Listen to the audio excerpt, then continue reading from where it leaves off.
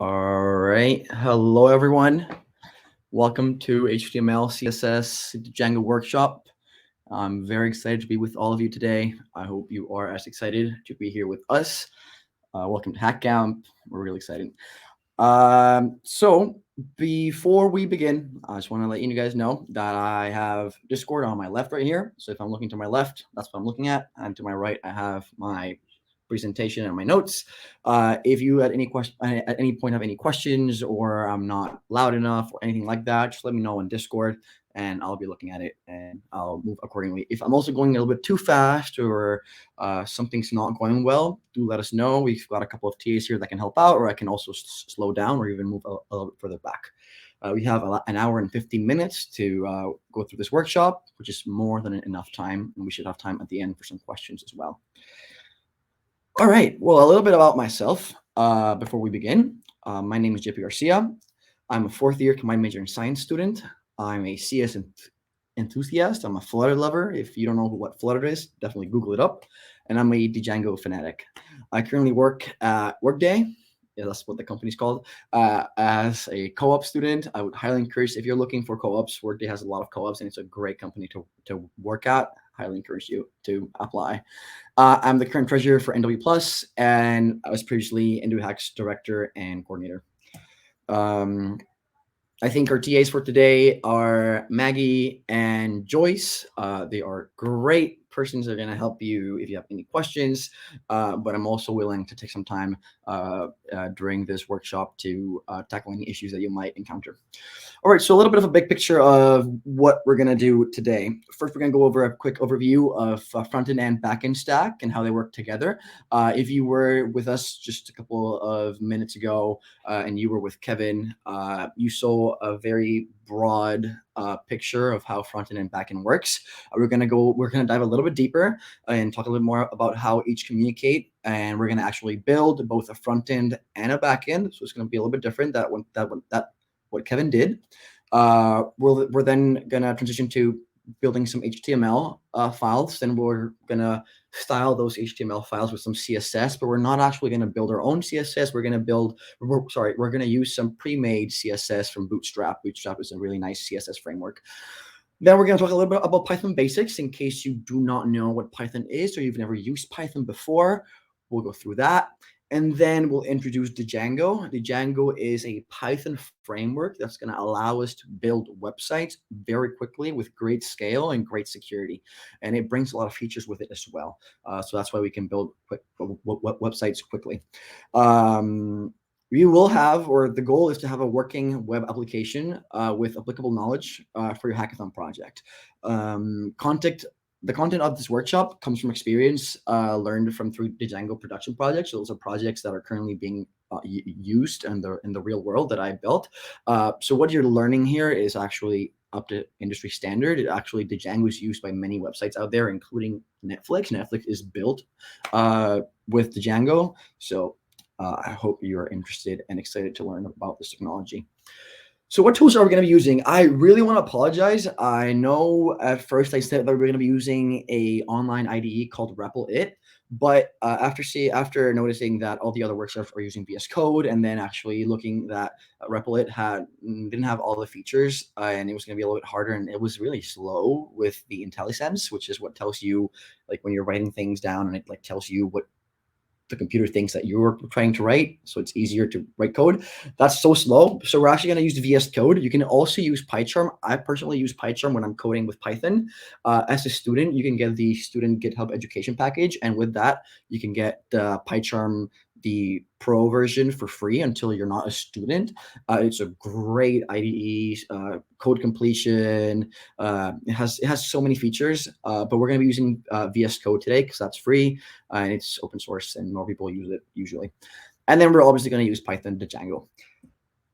So big picture view.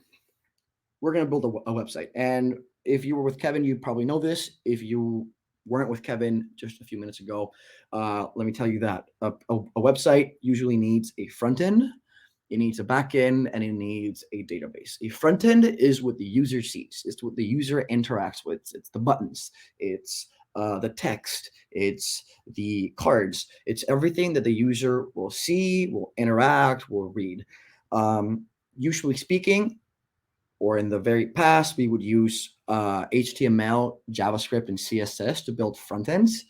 Now, within the last, I would say, 10 years or so, many different front ends have developed, especially in the ecosystem of JavaScript. For example, Vue and React are very popular front ends that are based or are built with JavaScript. If you were with Kevin, you were using React, and that's JavaScript. And then if you're going to be with Jackie in about an hour, he's also going to teach you how to use React. There's also many other front ends. I just put here Flutter because I'm a Flutter lover. That means that I'm a huge fan of Flutter, and that uses a code called Dart.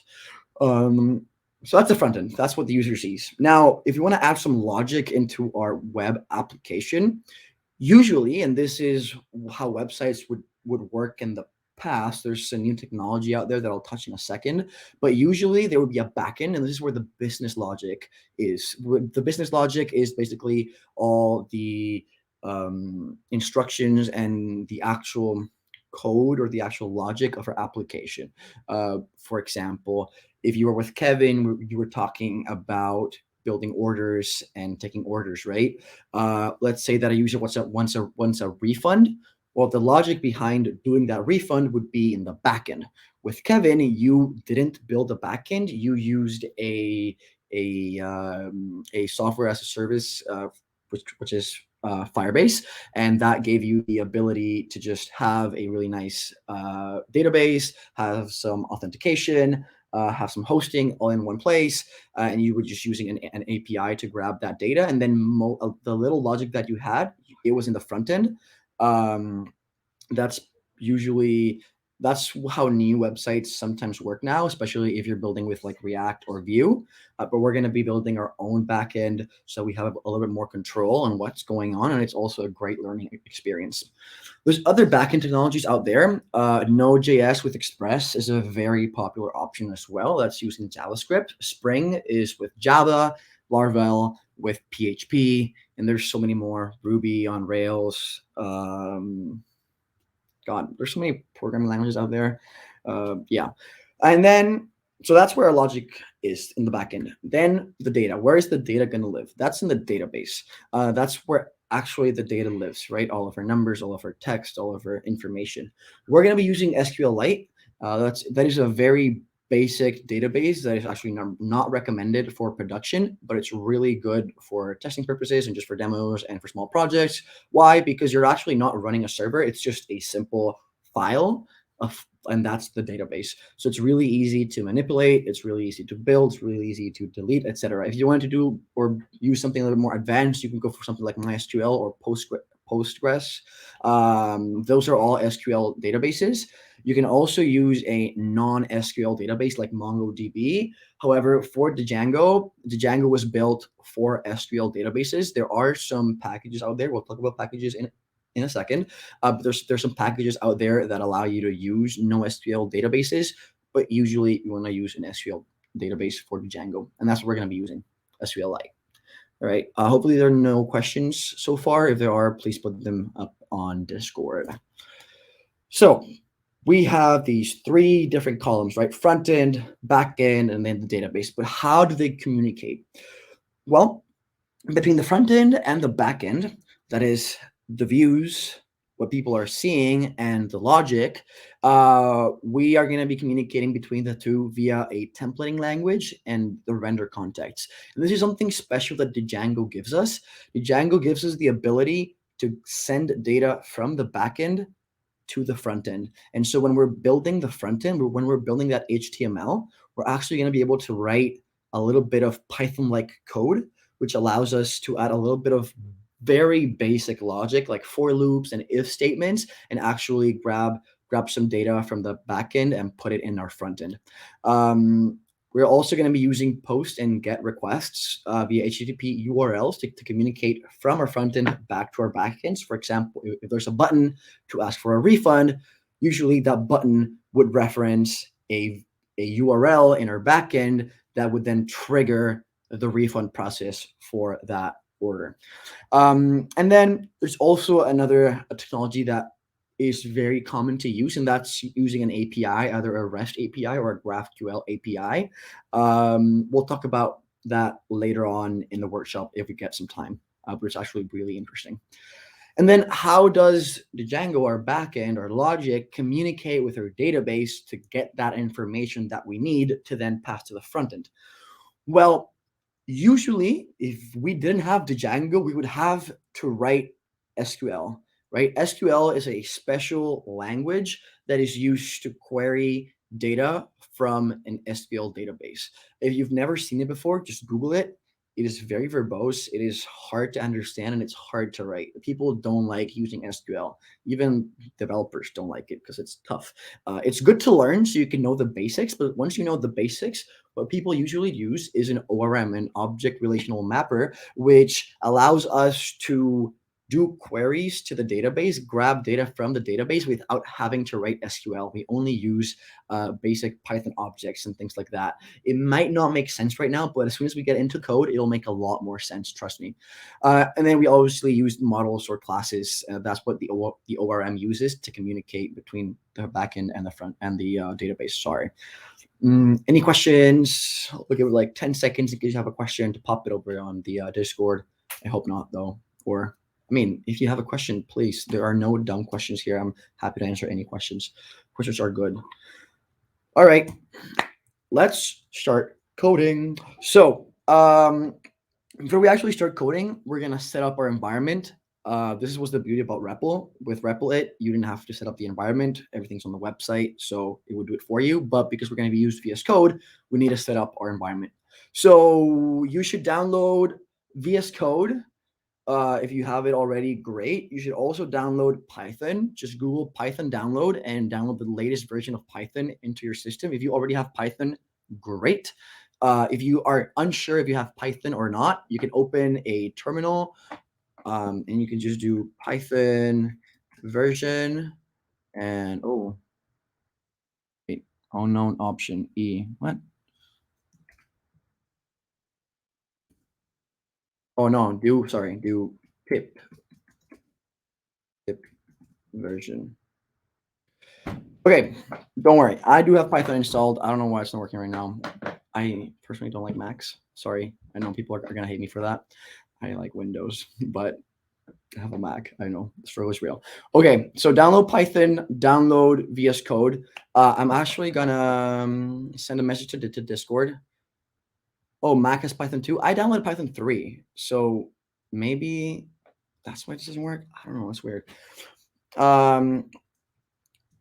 When you are ready to continue, react to this message. So I've sent a message to Discord. Once you're ready to continue, that means you have downloaded Python and you've downloaded VS Code. React to that message. And this is just going to let me know that we are ready to move along because I don't want to leave anybody behind. Because as soon as someone is behind, it's hard to move along. All right, I'm getting a couple of reacts here. I love this. Excellent. Yes. All right. For those who are done, which seems to be a good majority-ish, how do we install Python? Great question, TP. If you look at my screen, just go into Google and do download Python. And it's going to take you first website right there, easy money.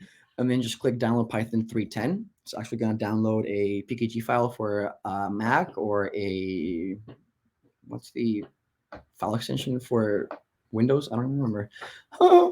And then you just go through this process. You just click continue. If you want to really read everything, go for it. But it's pretty basic stuff. Just click continue, and then it'll install Python for you. And that should work. For Windows, it's pretty much the same thing. All right, so as I was saying, if you've downloaded everything, go ahead and open VS Code, and click on the left here and click on extensions. So it's this button that's like some blocks, like roadblocks kind of thing.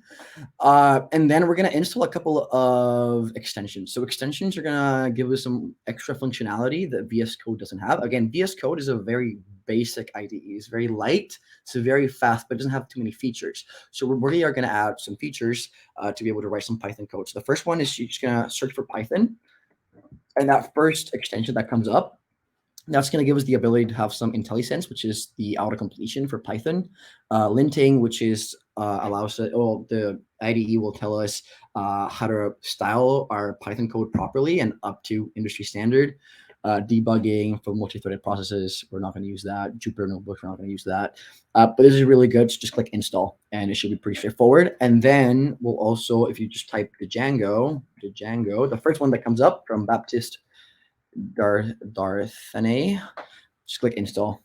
Can we use PyCharm? Yes, 100%. If you have PyCharm, I personally love PyCharm, and it's a lot better. PyCharm actually comes with all of these features that we're adding through extensions. PyCharm already has that. And with PyCharm, actually, you can just create a new project, and it should give you the option to build a Django project, and it'll build everything for you. So for the next, for the first 5 minutes when we set up our Django project, it's going to be pretty straightforward for you. We are going to do a little bit of HTML code before we move into Django and some basic Python as well. So if you're using PyCharm, just build a raw project for now, and we'll just create files as we go. And then once we move to Django, you can build a Django project. All right, I see 16 reacts to the message that we are ready to continue. I'll give it like 2 more minutes or maybe another minute just in case anybody is still working on this. I know sometimes it can take a little bit longer to download things. Again, I do apologize for having to change our plan so last minute. Okay. I would put some music right now, but I'm afraid that the mix that I have right now might have some really bad language, so I'm just not going to do that. But yeah, actually, if you guys have any good music that you listen to while you code, put it on the Discord. I want to know, because I always listen to the same music, and I'm getting tired of listening to the same things. So if you have any good like Spotify playlists or whatever, put it on the Discord. Would love to get a vibe of what you guys listen to while you code.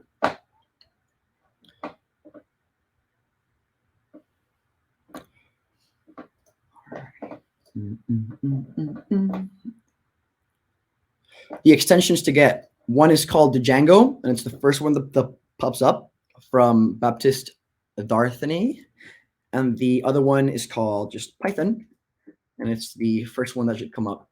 It's built by Microsoft. Thank you, Microsoft. It's going to give us that IntelliSense for Python, that auto-completion, which we love, because personally my spelling sucks. So IntelliSense goes for the win. All right, we're going to continue now. Beautiful. So we talked about the front end, right? The front end is usually built out of HTML, CSS, and JavaScript. We're only going to do HTML and CSS. We're not going to touch JavaScript today. JavaScript usually gives us a little bit more realness and just give us some extra nice features where you can click a button and send a form without having to reload the page, those kind of things. It's really cool to use, but we're not going to use it today because we just don't have time for it. Sorry.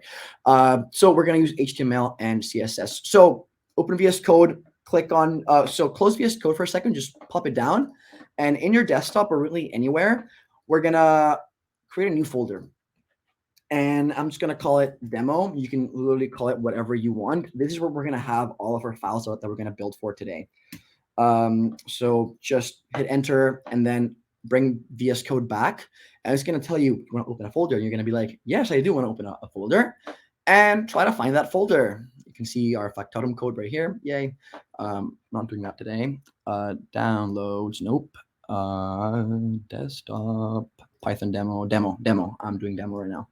Open, and now VS Code has opened our folder, and we'll start to create files in this folder. Okay, so the first file that we're going to build is an HTML file.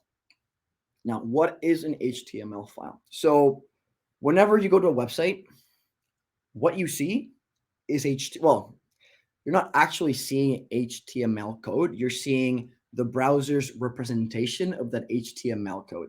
And if you've ever gone to different websites, to the same website, sorry, in different browsers, you might have seen that a few things change, and that's because each browser has different defaults and represents HTML a little bit different.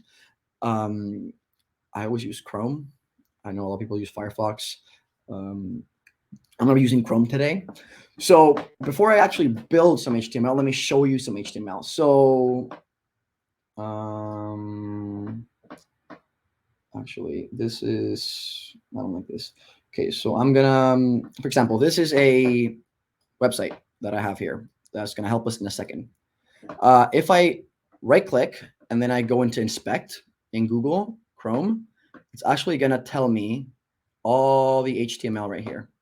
And this is the HTML. So this is the actual code that a programmer built. And then this is the web browser's representation of that HTML. HTML can be written using anything. Like you can write HTML in a Word document and then save it as a .html file and then open it with a browser and it will work. I was going to do that to show you in case you didn't believe me, but we're not going to do that because we might not have time to do more interesting things. But this is basically HTML. HTML, it tells the browser what to show. CSS tells the browser how to show it, how to style it. Make it blue, make it white, make it bigger, make it smaller, put it to the left, put it to the right. HTML tells it what to put. So let's go back here. We're going to create a new file. We're going to call it, I don't know, main dot. Oh my God, you see my spelling already. Main.html, enter. If you didn't see, I just clicked this new file right here. Hello, where'd it go? Okay, file did not happen. So I'm just going to right click right here and create a new file. And I'm going to call it main.html. There we go. All right, and you know, VS Code automatically knows this is an HTML file, and it's going to give me auto completion very nicely. So the first thing that we have to do is we have to let the browser know that this is an HTML file. So how HTML files work is that we write what we call, I just need to scroll down, what we call tags. Tags, there's many different tags that we can use. For example, there's a paragraph tag, there's a div tag, which is a divider. There's a heading tag, there's a main tag, things like that. So the first tag that we're going to write, so we're actually going to say doc type, and it's going to be HTML. Then we're going to, the first actual tag that we're going to write is HTML. On here, and we're going to close the tag by doing this. It's not giving me code completion. I don't like this. If you're using PyCharm, it should give you code completion. I don't know why it's not giving me code completion right now. I don't like the Django HTML. No, just give me basic HTML. Hello. There we go. Let's see if this is better.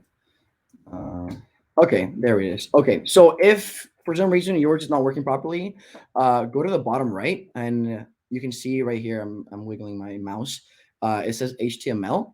If I change this to anything else, like C, it'll say, okay, then this is a C file, but this is not a C file, this is an HTML file. So I'm gonna change it back to HTML. And this is what's gonna give me all that code completion that we love. Makes your life easier as a developer. Okay, so we're saying, all right, browser, this is an HTML file. Now browser, inside this HTML tag is all of my HTML. You gotta read this and you gotta put it up on the browser. So the HTML page has two main sections. It has a head and it has a body. The head is all of the metadata or all of the information about the website that the browser should know about. So for example, the title that shows on the browser window, maybe the icon that is in the browser window, the language, the screen width and height and all that kind of stuff. What other metadata? Usually when you want Google to be able to index your page, you also add metadata there. So we're just going to add a title right now. So we're going to do open brace head. I'm going to do that. And finally, code completion. It opens and it closes for me. Okay, I guess I should explain why we're opening and closing a tag. That's how tags works. Well, 95% of the tags work like this. You open a tag and then you have to close the tag, and anything in between that open and close tag is considered a child of that tag. So anything inside the head tag right here, anything here is going to be a child of a head tag. And so anything inside HTML is part of the HTML tag. So yeah, and the way that we close tags is just the same as the regular tag, but then we just put a backslash right there, backslash. So for the head, and now we're going to say title, close, and it closes it for me beautifully. And we're going to call this main page demo. I don't know. Be creative. I don't want you to write what I'm writing when it comes to text. Make it your own, okay? Make it your own. Please do. Do you mind making the font a bit bigger? Of course, I don't mind. Is that better? I hope that's better. Let me know if you want bigger. I can make it bigger. But thank you, Linda. Thank you. Okay, so we have a title. That's all we gotta use right now. Now we're gonna build the body, and that's the actual content of the HTML that the browser is gonna show to the user, right? That's all the meat, the grind, the actual things that we want to show. So for the body, we're just gonna put something very simple. Hello world. And if you're a programmer, you probably know what hello world like represents in the CS field. Usually when you're learning something new, you always do a hello world little project. It's just a thing. So this is HTML, right? We have an HTML tag with a head and a body. The body's going to show hello world, and the title is going to be main page demo. So what do we do now? Well, we're going to right click, and we're going to oh my god, where is it? Sorry guys, give me 1 second.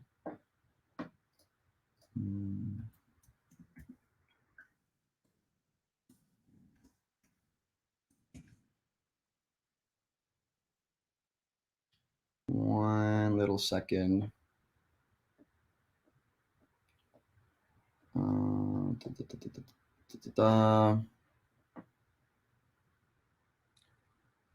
So, oh yeah, this is why we can't do this. We need to download one last extension that I forgot.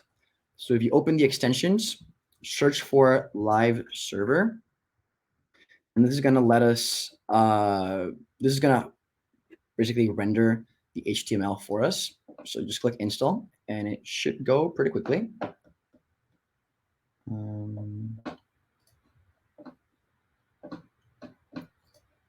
So once it's installed, go back to your HTML file right over here, and you're going to click on the button that says go live. This is going to run the server.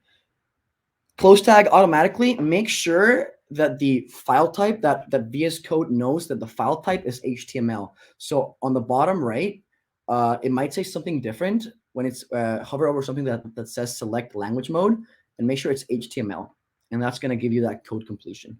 VS Code has automatic code completion for HTML and CSS. All right, so install that new extension. It's called Live Server. Okay, and as soon as it's installed, on the bottom right, you should see a button that says Go Live. Click on that. It's going to start for a second, and a browser should have opened. This is what opened for me. I'm actually going to put it right here on the side so that we can see it. Oh, sorry. My magnet is not playing nice with me today. Come on. See, that's why I don't like Mac. This is, sorry. I'm hitting on Mac right now. I shouldn't do that. All right.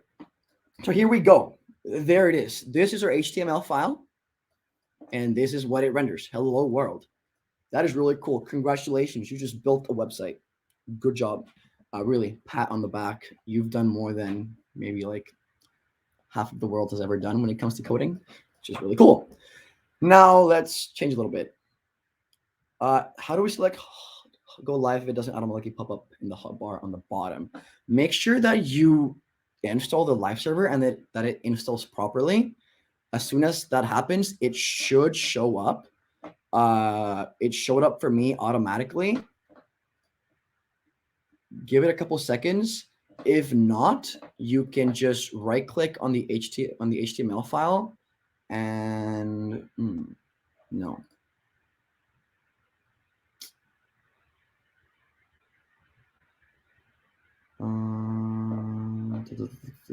Where is it?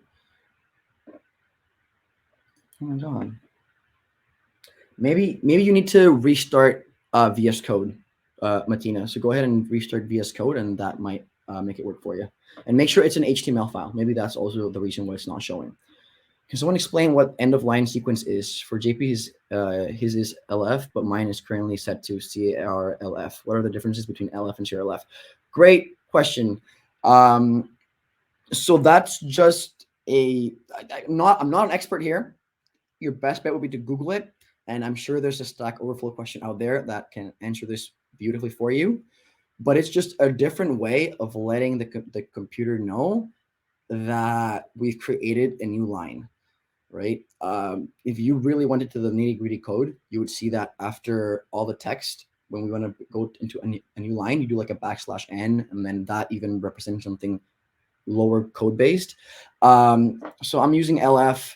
You could use CRLF. It really doesn't matter. I think like it's also a difference between like Windows and Linux.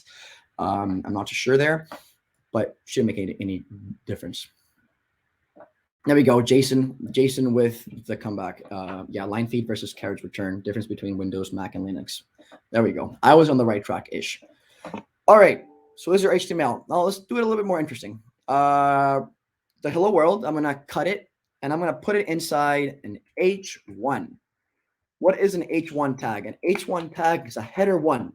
What does that mean? It's a really big header. So if I do H1 and I put hello world inside and I click save, you're going to see that it'll automatically reload. Yay. And now hello world is a lot bigger. Way, way, way bigger. So these are the different tags that we have.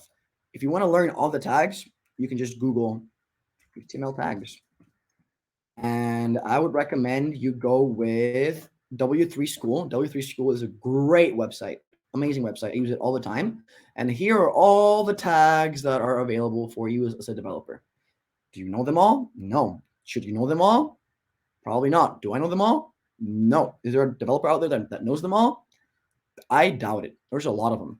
So usually what you do if you want, like, you know, the basics, you know, the div, the H's, the paragraph, how to do buttons, things like that. And then if you want to do something special, you kind of Google it. And if there's a tag for it, you use it. And if not, you just got to build what you want to do for more basic tags. How do you get the demo file in Explorer? Tippy, what do you mean? Can you clarify on that question while I continue on? So what we're going to do now is we're going to add a div. So usually pages are going to have more than just a title. And so how we divide things into sections to make it easier, not only for us as developer to read things when we're looking at the code, but also it's nice to divide things properly in a website. We use divs. So we're going to build a div, and a div is just a container, right? And so inside this div, I'm going to have other things. So I'm going to have a paragraph that's going to say, this is my website. And then I might have a link. A link is going to be used by A. And then I'm going to introduce something new here, guys. Listen up. Tags can have properties. Okay. So properties are special. On my Explorer tab, I don't have the demo tab. Make sure you save the file, Tippy.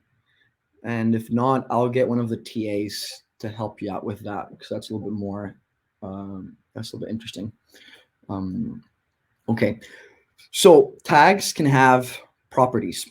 So the first property that we're going to introduce here is called href, and that is a special property for the A tag.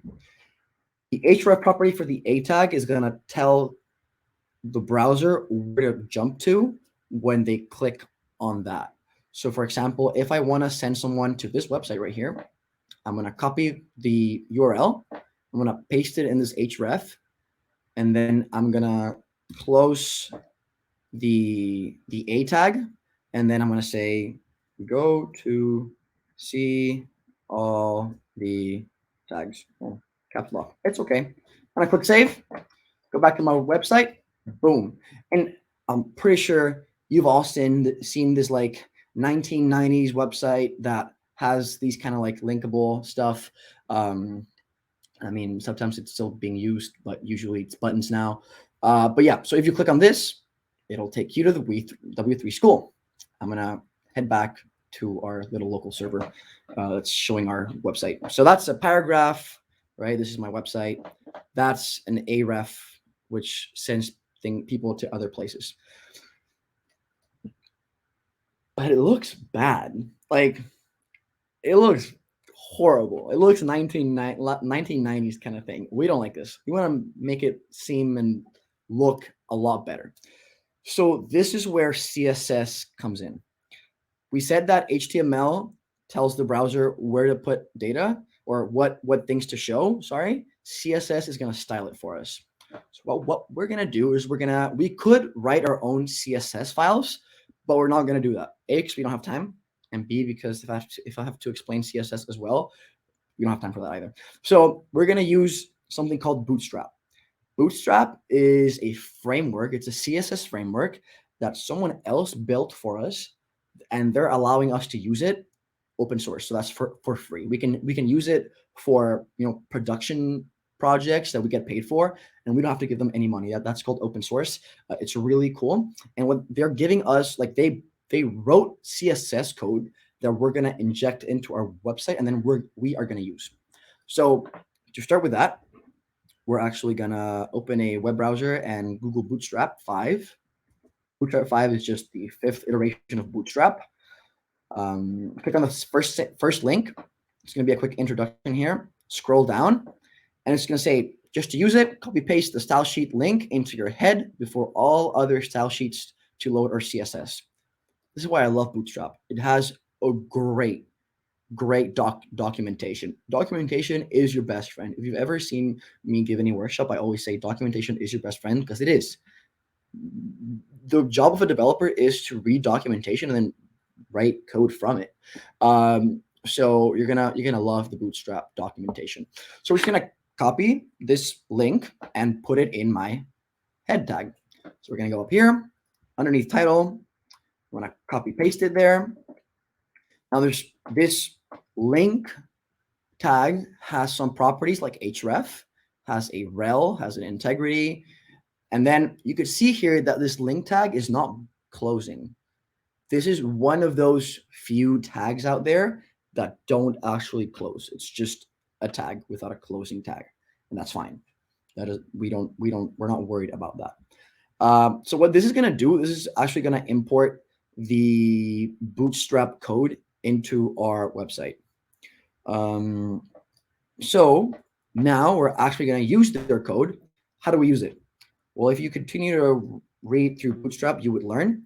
But how we do things is that, or actually, you know what? What I'm going to do is I'm going to open this link right here on my browser, and I'm going to make it a little bigger so that you see how CSS is written. That's terrible. We don't want to see that.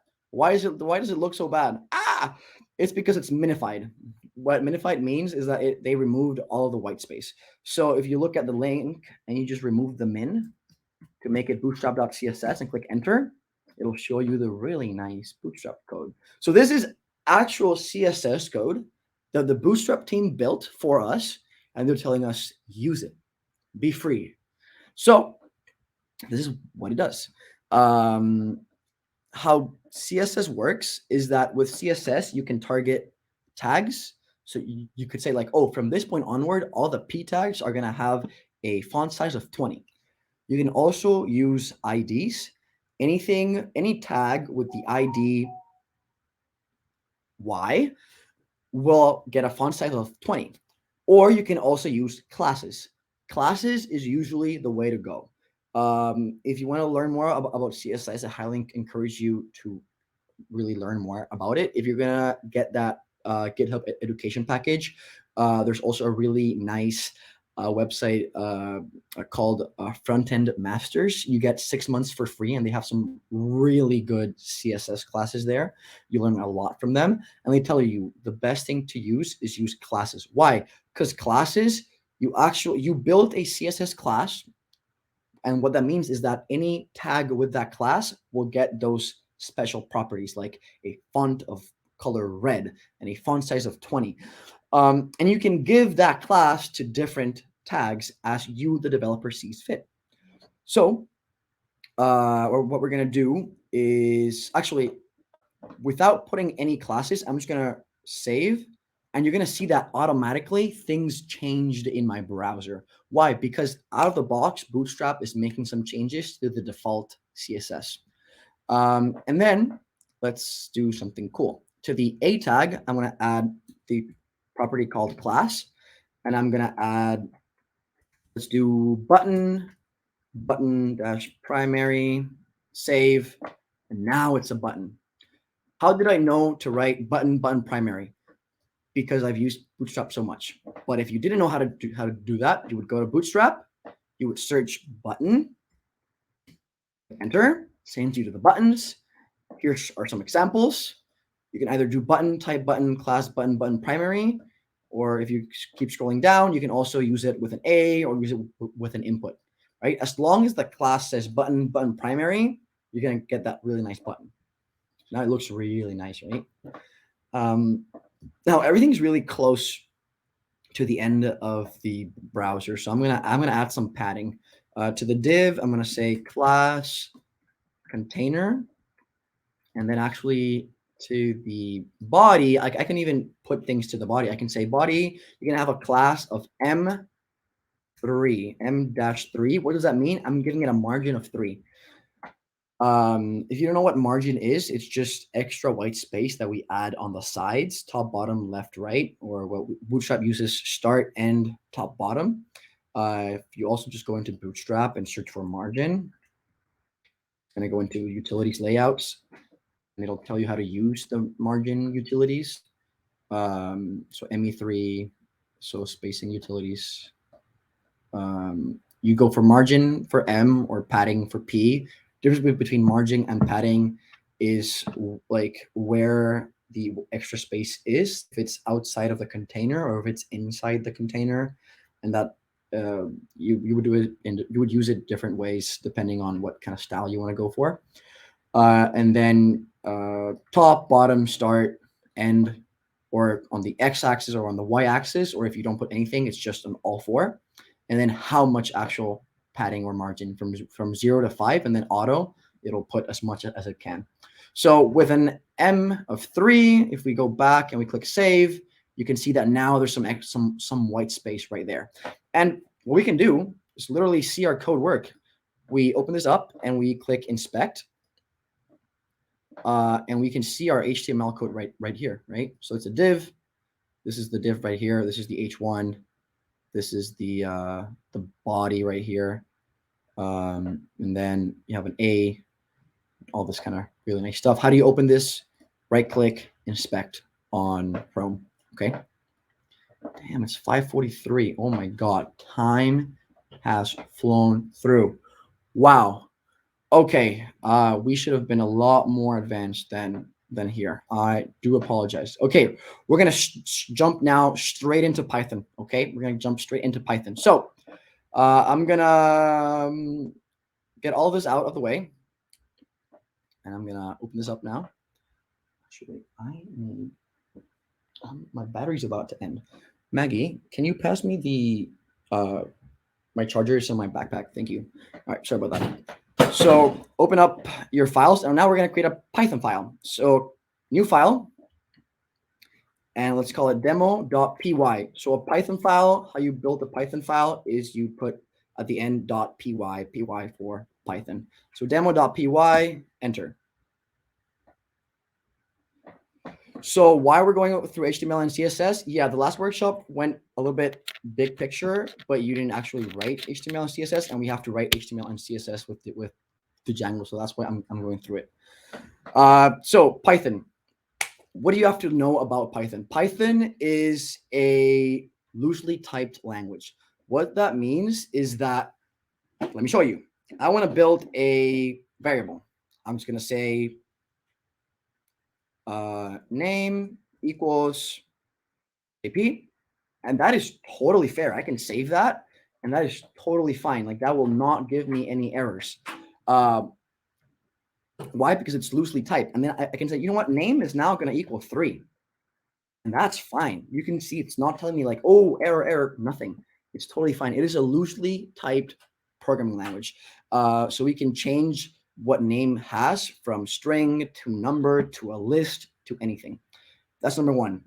Number two, if you've seen Java or C or anything like that, we usually use curly braces to delimit a for loop or an if statement or things like that. Here we use white space.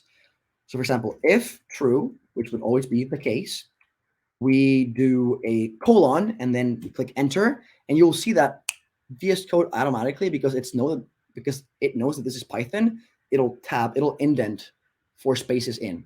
And that's how Python knows that anything that's indented is inside that if statement. So if true, print name. And then if I want to continue typing, not inside the if statement, I need to tab out. So I do shift tab to tab back to that first line. And I can continue to say now name equals going to be JP again. And I'm going to print name. What is print? Print is a Python function that will print things to the console. So yeah, that's what print is. So yeah, so it's loosely typed. We use spaces. We don't use curly braces. You can see also that in an if statement, we're not actually wrapping things in parentheses. Python is very similar to how you say and how you speak code and how you speak what you want to write. So like if true, print name. For example, I could say if 3 is less than 5, print yes, and it's that easy. For a loop, we could say while true, print loop. This would probably go forever and ever and ever. We don't want that to happen. So I'm just gonna say, I'm gonna build a variable called going. I'm gonna say true while going, print loop, and then at the end I'm gonna say going equals false. There's a lot of Python code. Now, how do we actually run this from VS Code?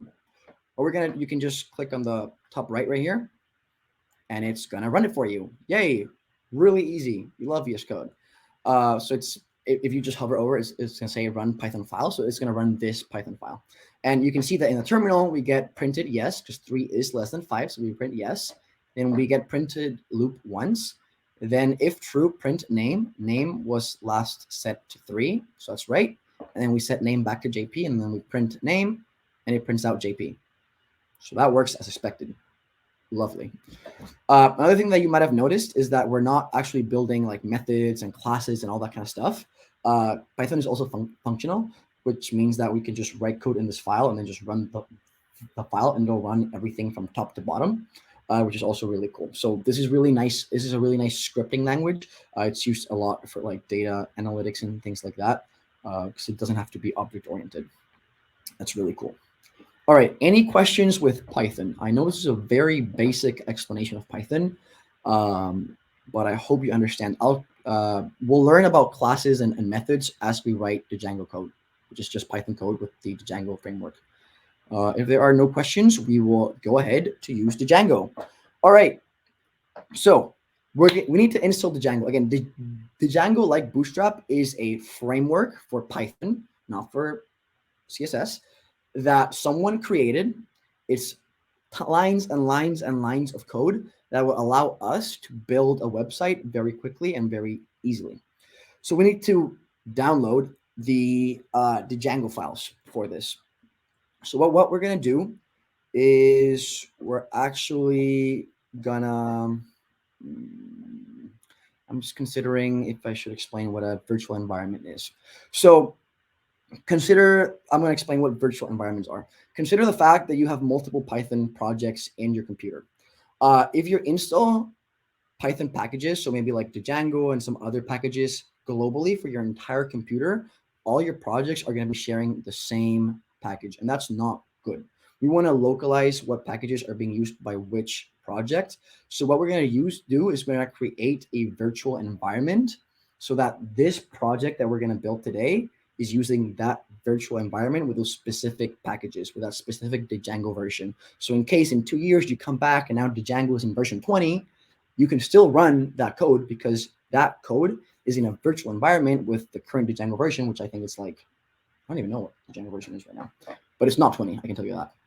So what we're going to do is we're going to have on our terminal, okay, if you don't have the terminal open, you can go into terminal and new terminal. You're going to write Python -m,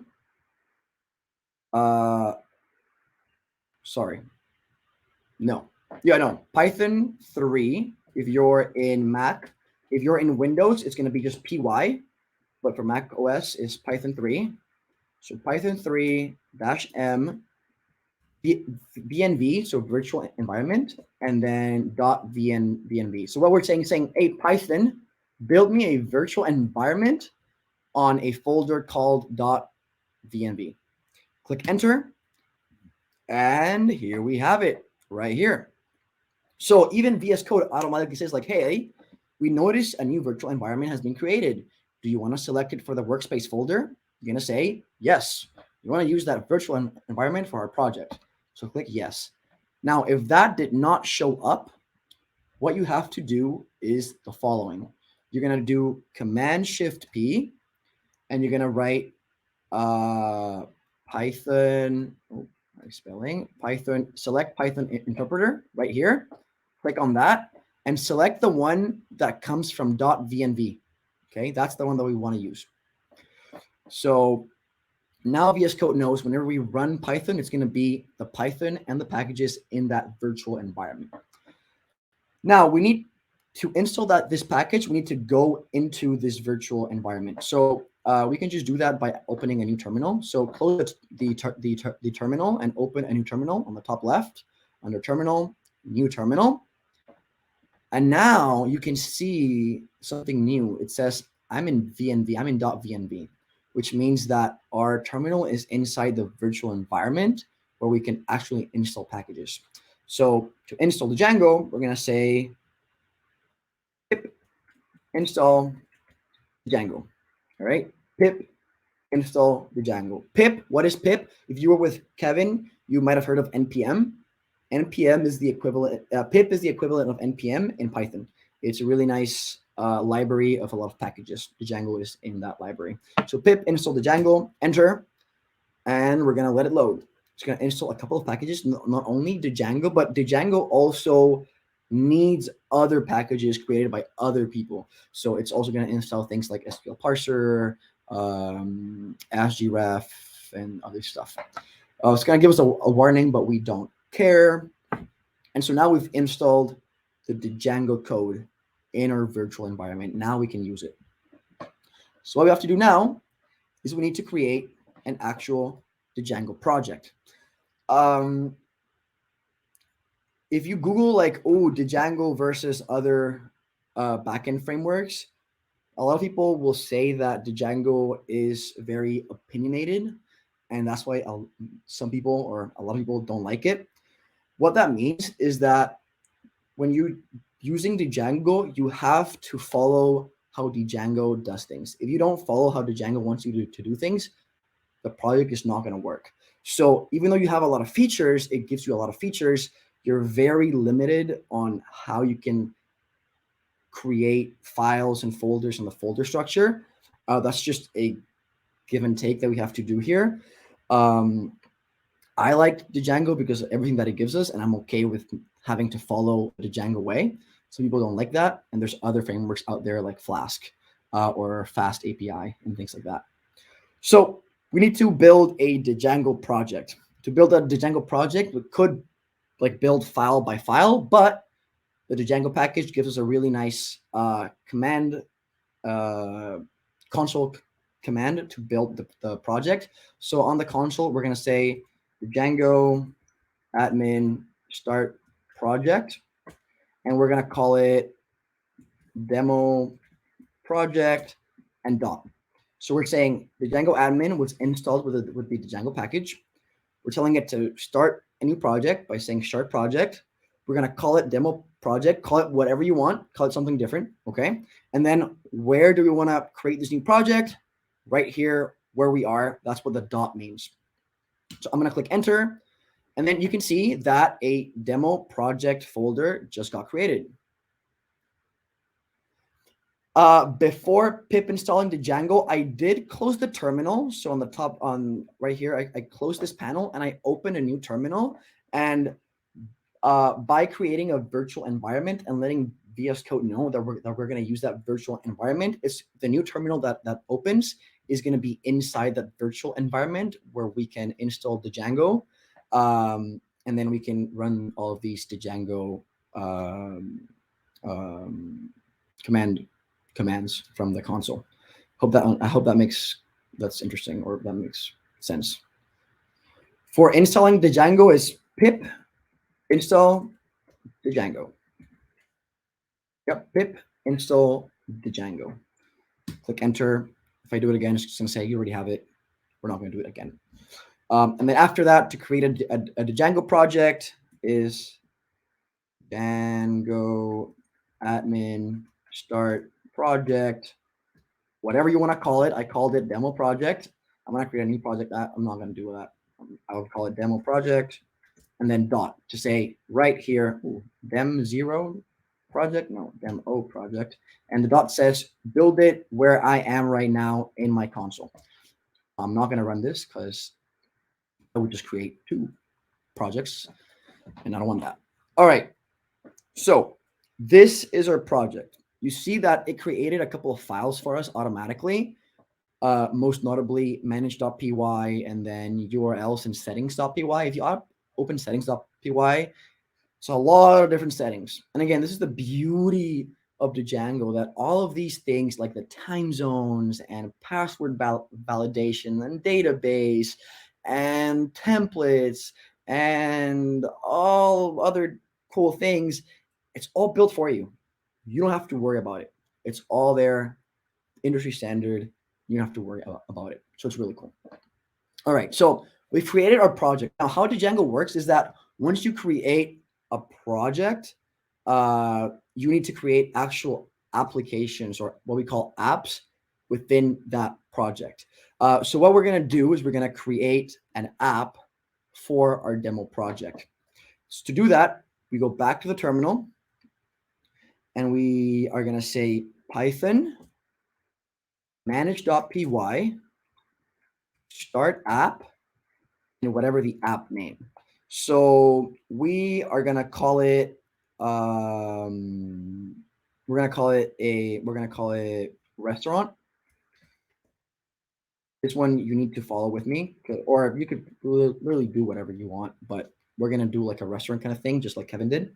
So Python manage.py start app restaurant, and click enter. Well, before I click enter, what is this saying? Is this saying we're telling a Python run manage.py. Again, that's a file that the Django created for us. And that file opens up a lot of different commands that we can run to do things for our Django project. One of those things is starting a new application. So we say start app called restaurant. So I'm going to click enter. And you can see that a new folder was created called restaurant for that app. And this restaurant has a lot of different things like an admin.py, apps.py, models.py, tests.py, and views.py. I hope everybody is straddling along and is not falling behind. We do have 15 minutes left. So we're going to keep moving through. I did want to take a break, but we're just going to have to keep grinding it. So we got this. Easy. So once you create this app, we just got to let our project know that, hey, here's the new app that you should include. So if you open our demo project folder, or whatever you called it, and go into settings.py, and you scroll to the center-ish, you can see a list called installed apps. And you can see that the Django has a lot of different apps already installed, like admin, authentication, sessions, messages. Those are just really cool things that the Django gives us out of the box. We're going to add our own app that we just created. So we're going to say new line, open up a string. We're going to call it restaurant dot apps dot restaurant app, I believe. If you open up the apps.py file inside the restaurants folder, this is what we're trying. Oh, it's restaurant config. My bad. I apologize. So it's restaurant.apps.restaurant-config. There we go. So now we've told the Django, hey, Django, we've created a new app for this project. Make sure you include it because we're going to use it. Okay, so click save.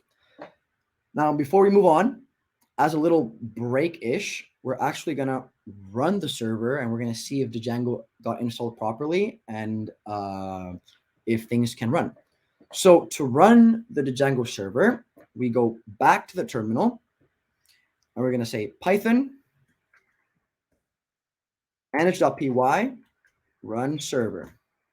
Okay, Python manage.py. Again, we're saying, hey, Python, reach into that manage.py file. And we're going to run a command from the file called run server. Click enter. And this will actually run a server in a local URL here. It's going to tell you about something about migrations. Don't worry about that. We'll cover that in a second. So I'm just going to open this link and let me show you what it shows. And bam, there it is. The Django is working properly. 30 seconds so that everybody can catch up to where we are. And that also gives me the time to do some treasure stuff as the treasure club. Just tap. Okay. And receipt, please. Thank you. Sorry. Okay, hopefully everybody is where we are in terms of having the Django running properly. And when you run the Django, the Django server, you can see this on a browser. So what did we do in the apps.py in restaurant? We didn't do anything. This code right here was created by the Django. That's the beauty of the Django again. It builds so many things for you, right? So it built this for you. And the only thing that we did, Kyle, is we said, a demo project, there's a new app called restaurant. Let's include it. So we say restaurant.apps.restaurant-config. That's how you include a new app to your project. So if we created 3 different new apps, let's say we have a restaurant app, and then we have a servers app, and then we have a menu app, we would have to add those apps into the installed apps list on the settings.py for this project. Now, why do we have different apps? That's just a way to separate code into different sorry, I'm just getting some messages for my treasure stuff. We use apps to compartmentalize the data. Okay, so let's just rush through this for the next 10 minutes and we'll be done in no time. Do we need it right now? Okay, give me 1 second. Sorry, I need to send something.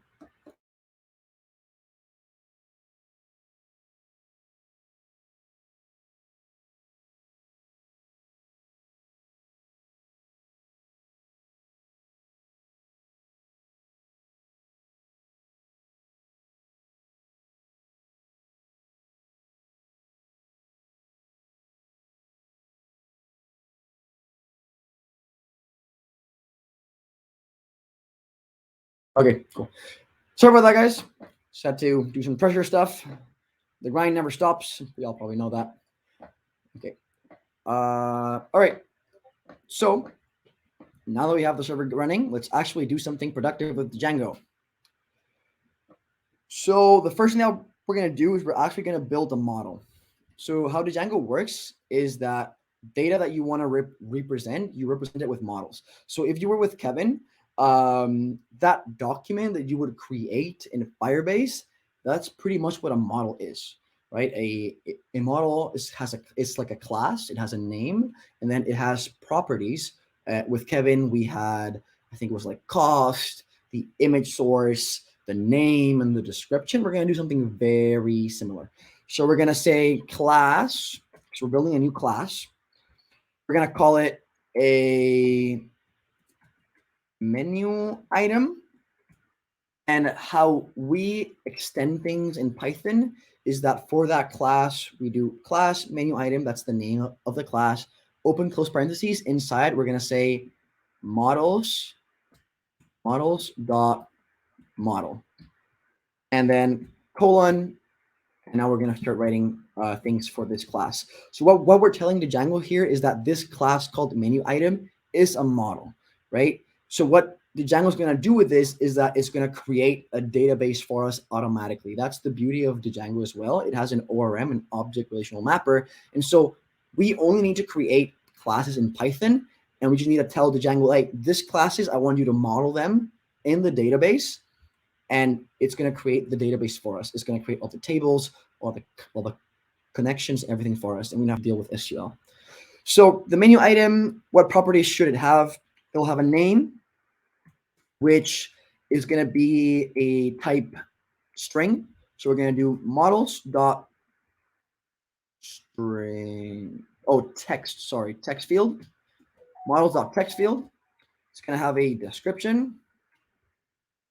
It's also models dot text field. Then we'll add a cost, which is going to be a models dot positive small integer field. What's the difference between small positive integer field, small integer field, and just an integer field? It's Django adds a little bit of extra functionality where it'll make sure that whenever someone is creating a new menu item, if it gives it a negative cost, which doesn't make sense, it'll say like, nope, that's not allowed. It has to be positive and it has to be small. We're also not going to have a menu item of $1 billion. Like, that's just not logical. So we're going to go for a positive small integer field. Anything else? We're just going to keep it that simple for now. We're actually going to also add a method to this class, or we're going to actually override a method in this class.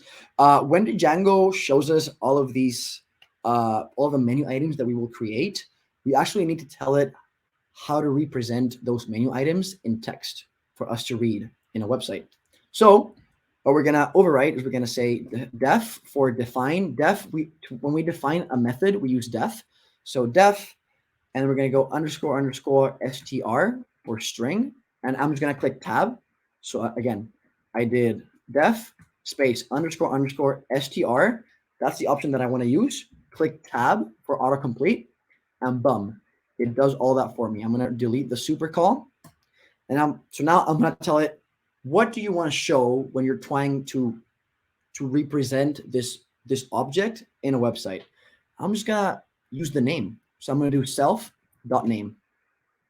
And another feature of Python is that for all of the class methods, the first parameter has to be self, and that's the object itself. So that's why we say return self.name.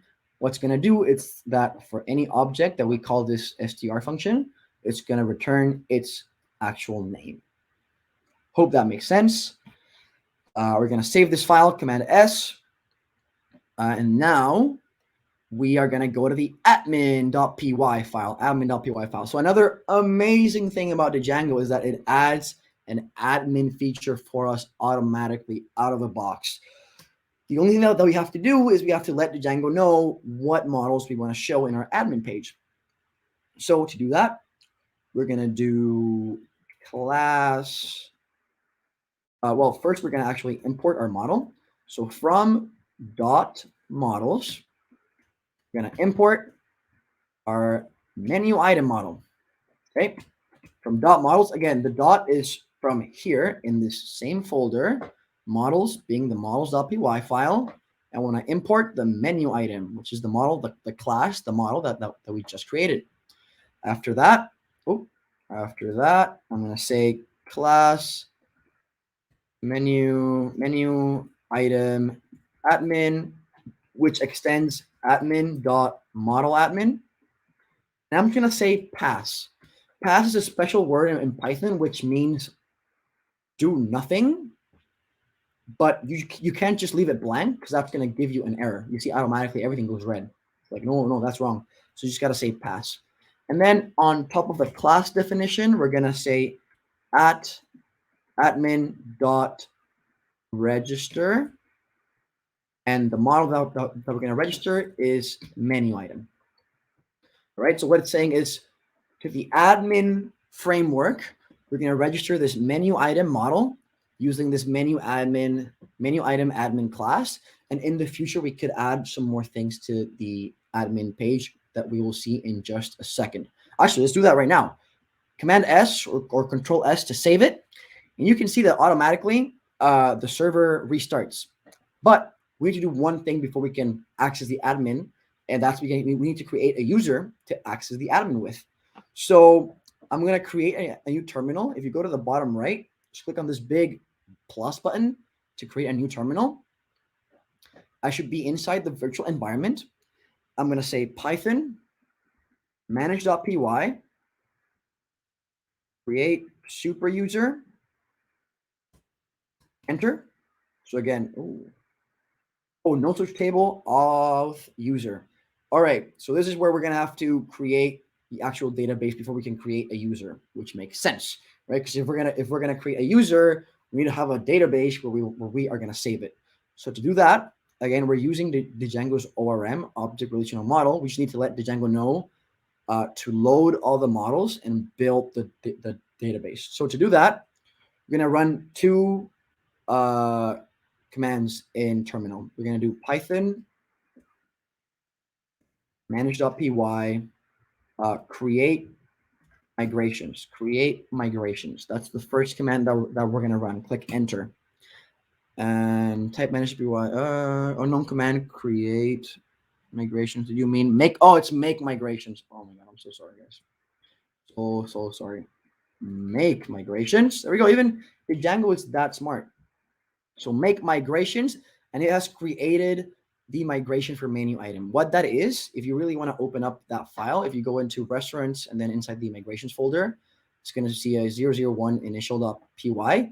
This is the Python code that will tell the Django how to create the database for our menu item model. So then the second command that we have to run is Python manage.py migrate.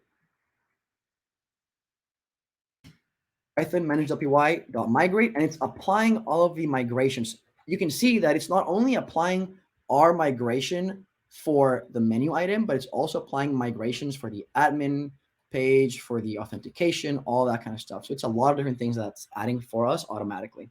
So let's create this super user. Quick note, if you just click on terminal and then click on the up arrow, you're going to see your most recent commands, and you can go all the way up to the create super user command that we have typed before. If you didn't type it, then you got to type it again. Python manage.py create super user. You're going to click enter. It's going to tell you what's the username. Call it admin. It's going to be easy. Email. Leave it blank. Click enter. Password. Admin. Password again. Admin. It's going to tell you like, whoa, that's an easy password. You shouldn't do that, but we don't care because we're just testing. So should we bypass the password validation? Yes. So you're going to click a Y. You're going to click enter. Super user created successfully. Beautiful. All right. Let's open up and then let's go back to our terminal where we're running the server. So on the right, you're going to see all the terminals that are open. You just need to find the one where the server is running. And then command click on this link right here, and I'll show you. This is what I get. Oh, come on. Magnet. And what I'm going to do is in this URL, I'm going to add the following. /admin, enter. And boom, it shows me this page. Type admin for username, admin for password, log in, and boom, this is the admin site. Did we write code for this? We did not. This came with the Django. It's really nice. So the Django includes an admin page where we can create objects. So that's what we're going to do. We're going to create some new menu items. And you can see that automatically the Django knows that menu item, even though the class itself is called menu item, it knows that it has to separate it between menu and item. It's really cool.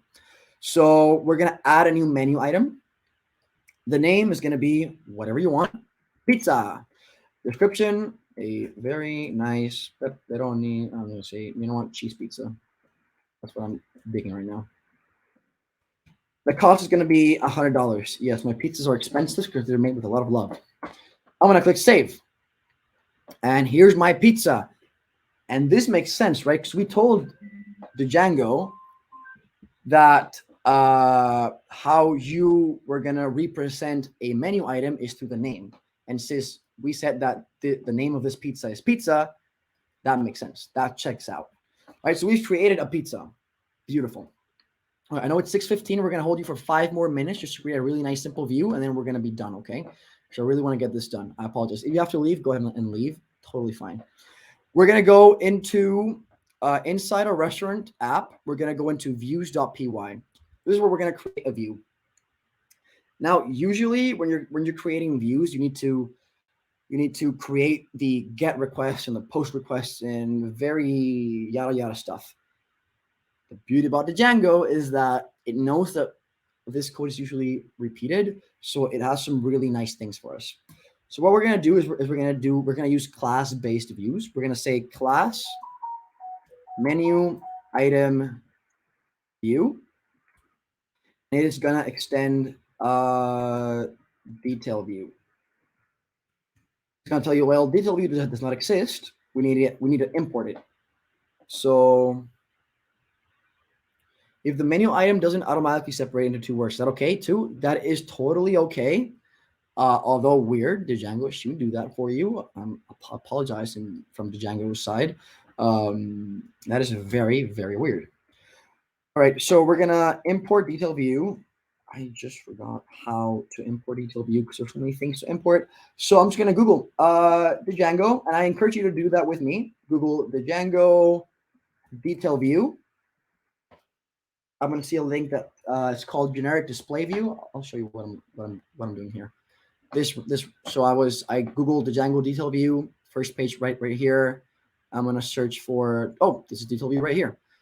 So to import it, we need to do the Django.views.generic and then import detail view. Or yeah, Django.views.generic.detail.detail views. So I'm actually just going to copy this right here.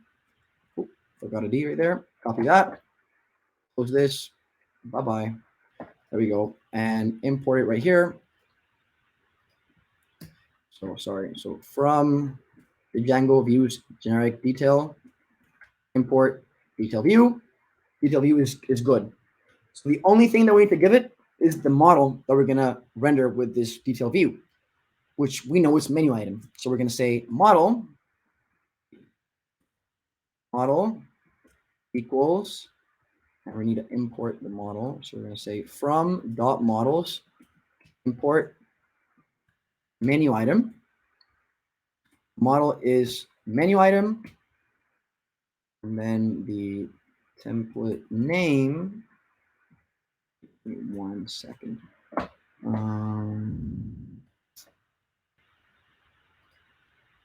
I'm just making sure that I'm doing things right here. I apologize. Okay, so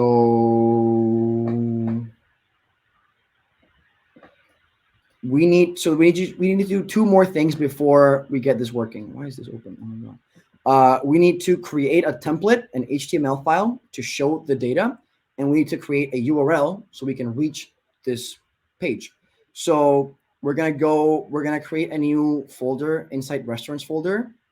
It's gonna be called templates. It has to be called templates. This is part of the Django way of doing things. It has to be called templates. Click enter. Inside this, a new folder. We're gonna call it the same name as our app, which is restaurants. Sorry, restaurant single. And then inside restaurants, we're gonna create a new file called details.html. Here, I'm just gonna create a HTML file, but I'm just gonna say HTML file. I'm just gonna copy paste a basic HTML file format from Google because I don't. Oh, come on. Basic HTML file template. There we go. Because I'm a little bit behind schedule. HTML. There we go. Okay, and now how do we communicate? We said that there's a really nice rendering template where we can pass data from the back end to the front end. What we do to access that is that we do double curlies. Double curlies will allow us to do things with it's like Python-ish code. So what we're gonna do is we're gonna do object, and then we're gonna do another curly, and we're gonna say object dot description, and double curly to say object dot cost. Trust me on this one, this will work. We're gonna save, we're gonna go back to views, template name, we're gonna call it restaurant / details.html. Okay, and then we go back to, and then we're gonna go to the URL. Oh, we need to create a URL. You know what? It's okay. We're not gonna create a URL file because we are out of time. I'm gonna go straight into my demo project folder in the urls.py file. I'm gonna open that. I'm actually gonna put it on the side so that you can still see what I did over here in case you're a little bit behind. And in this urls.py, this is where we actually tell Django what URLs are available to our users. So what we're gonna do is we're gonna say path, and we're gonna call it, I don't know, menu item. Now, because this is a detail view, we're only going to see one menu item. We need to tell Django what menu item to use. So because we're using a detail view, we need to follow this as well. This has to be how it is. We're gonna add a PK or primary key to the URL. So we're gonna do we're gonna write this. So this is an int called PK.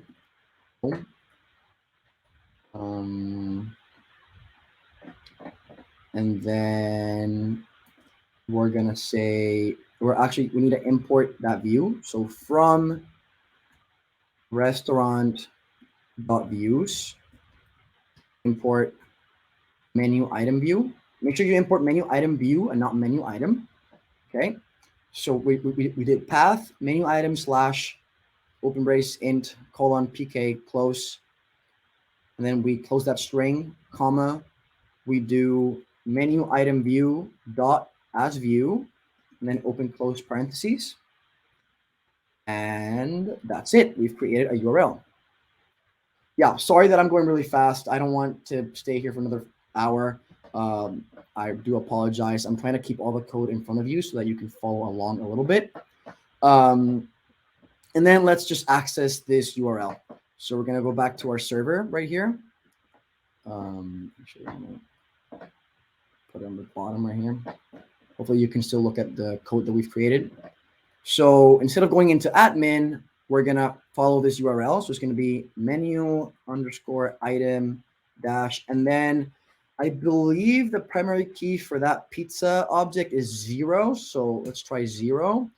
Page not found, no menu item found matching the query. So I think it's going to be 1 then. Yeah, there we go. So we do menu item /1, and it's telling A to Django, go to this view, which we called menu item view, with a PK of 1, which means we want to see the menu item with a primary key or an ID of 1. And then this little class of 3 lines of code is doing all that for us.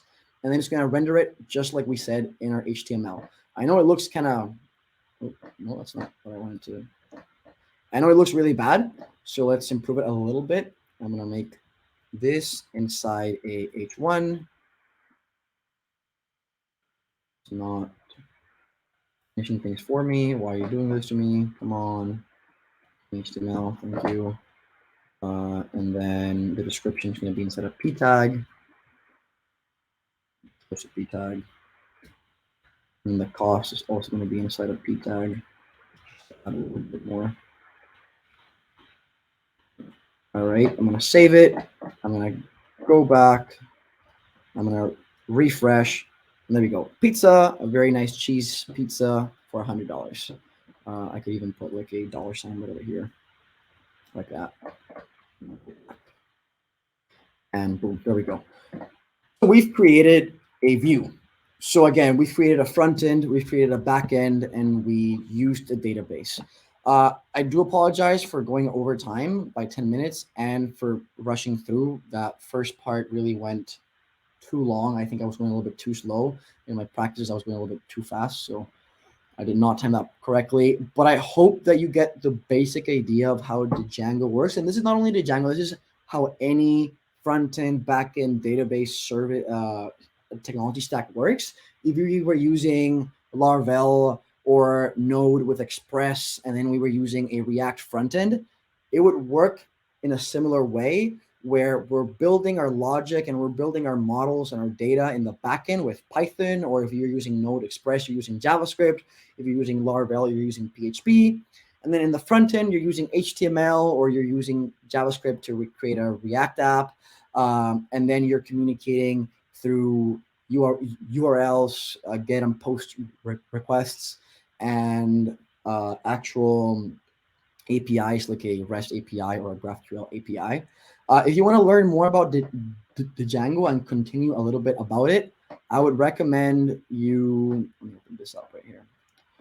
Go into any Django site and click on documentation, and then just go through the, where's the tutorial? Tutorial right here. So first steps, tutorial part 1, and it has a really nice tutorial on how to build a very robust Django website. And again, I'm telling you, I've used Django for 3 production apps that are currently being used. And it's just so nice. It is very scalable, it's very secure, and it works really, really well.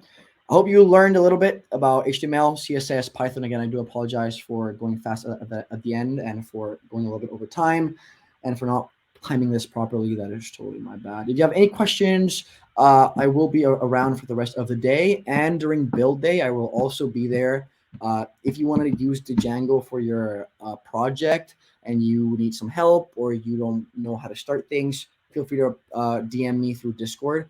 My name is JP Garcia. I'm also an admin for the server. I'm happy to help you. I can take a mentorship role. I don't mind. I really love Django. I don't know if you could tell. So yeah, all right. Thank you very much. Y'all have a good day. I believe it's dinner, right? It's dinner. Go have some dinner. I'm going to go have some dinner too. And stay for the React workshop that's coming up from Jackie. It's going to be a great workshop. And what you could even do in your free time for the hackathon would be a little bit too hard, but you can actually build a Django backend and a React frontend and get them to talk. I've done that. It's really cool. Stamps. If you want to get a stamp, stamps are going to come out right now. Go to the activity banter. I'm sending them out right now. There it is. Go ahead and react to that message. Also, if you're interested in doing a Discord bot, hit me up. Factotum is our in-house build Discord bot. Shout out to the Discord, to the Factotum team in nwHacks. All right, have a good night. Thank you very much. Bye-bye.